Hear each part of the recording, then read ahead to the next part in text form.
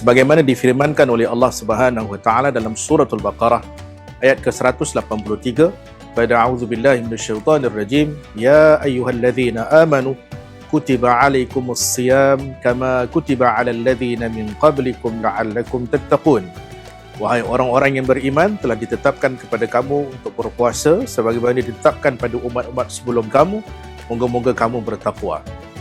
Pastinya pensyariatan puasa Ramadan yang diwajibkan untuk kita mengambil ibadah puasa di dalam bulan Ramadan telah pun disyariatkan pada tahun kedua Hijriah.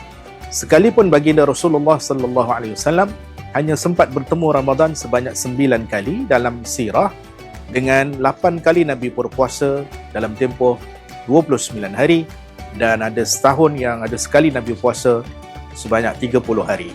Lalu kita dapat mengambil ilmu di sini, minimum puasa Ramadan 29, maksimum puasa Ramadan 30.